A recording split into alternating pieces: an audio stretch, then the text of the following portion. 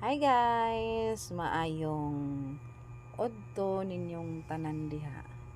Nya ako diri karon naglakaw sa kalsada kay maglaag-laag no. Unya gamito ni natong atong sunglass nga pinakakusgan. Unya magkiay-kiay po ning atong lawas nga murag gibugi. Ala, lakaw ta kay para magka-exercise sa datong lawas. Kay sige na lang tag sakay-sakay anang motor ba mo tagadako. So narkos kalsada guys kay naglakaw-lakaw ko kay madto ko og gaisan no. Naglakaw ko guys. Kita mo. Hala kadiha bisag nas kalsada hala